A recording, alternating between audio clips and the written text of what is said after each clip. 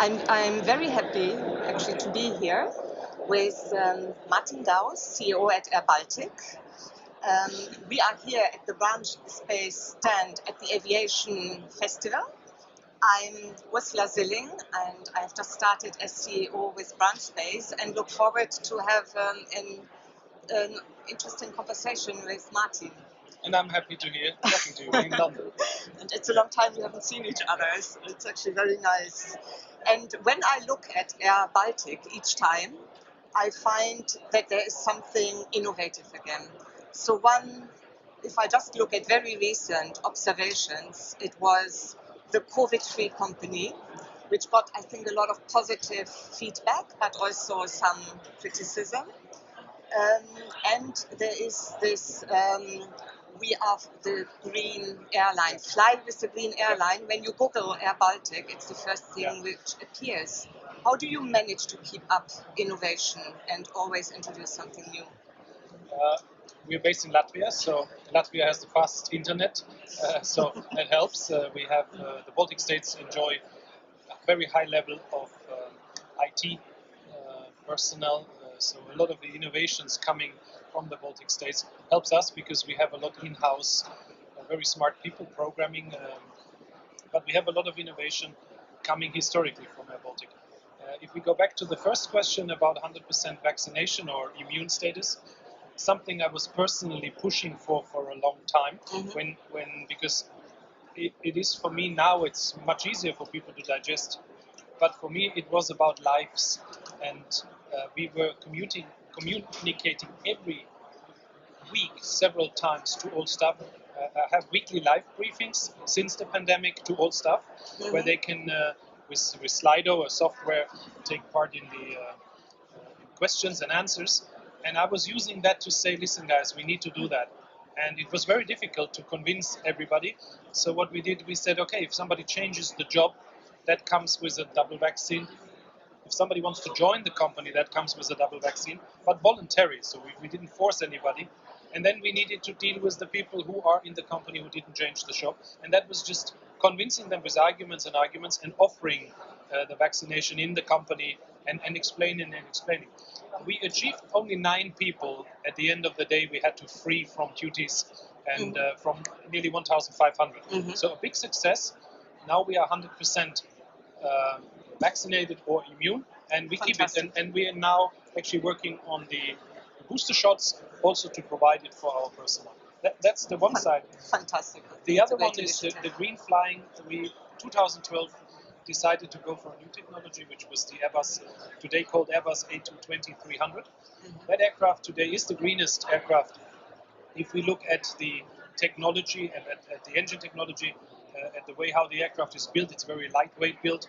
It's a new technology, and with that we have that slogan, being the greenest out there.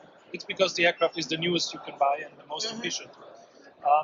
That's it. But we come up with a lot of innovations. We have been in the blockchain industry. In 2014, Air Baltic accepted Bitcoin as a form of payment.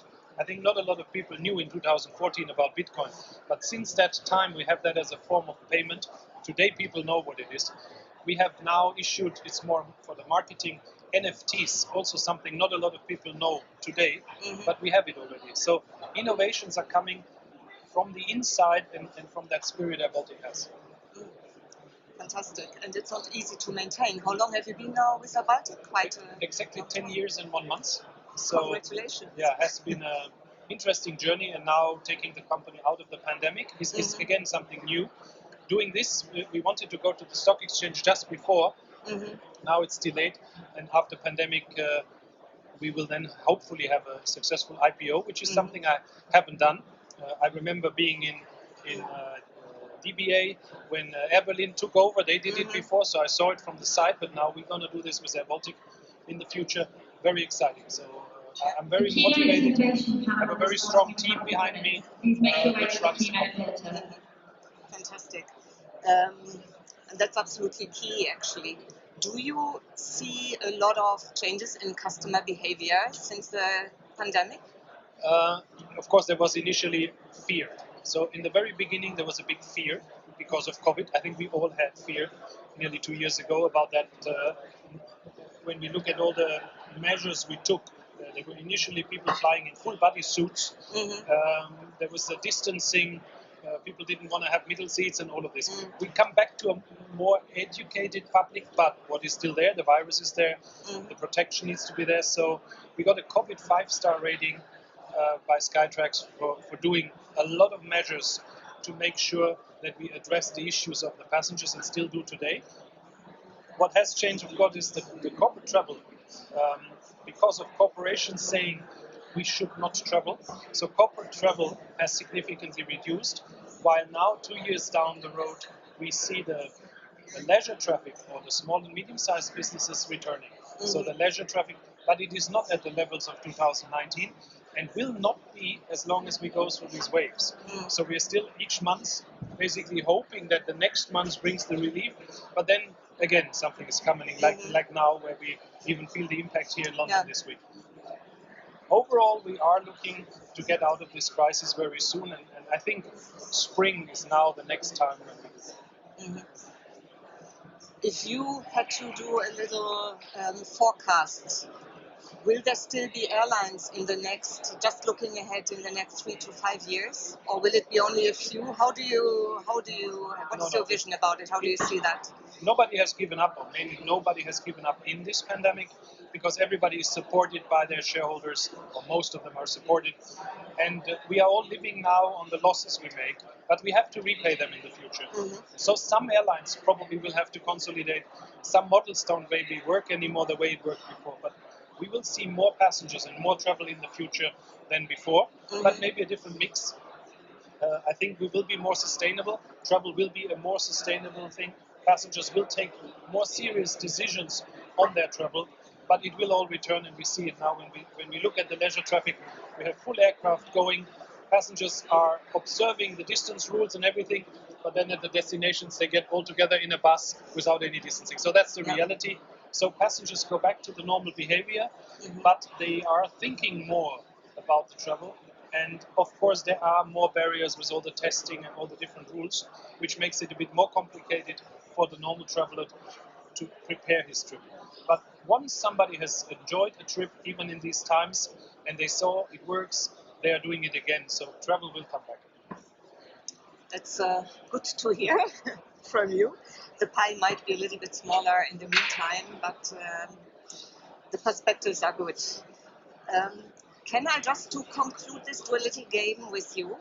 And I give you word pairs, and you just choose the one which fits most to you as a person. Okay. Yeah? So I start with mountains or sea? Mountains. Sport or television? Sport. Digital or paper? Digital. Party or dinner? Dinner. Car or bicycle? Car. Riga or Munich? Riga. That might have been different 10 years ago, no? Yes. And But now you are settled. Riga is home today. I live there most of the time, and I enjoy. But of course, I also know where I come from and have family, so I also go to Munich. But Riga is home today. Yeah, and it is a great city. As is London. Thank you very much, Martin. It was great to see you again, and thank you for taking the time. Thank you. Have a good trip home. Thank you.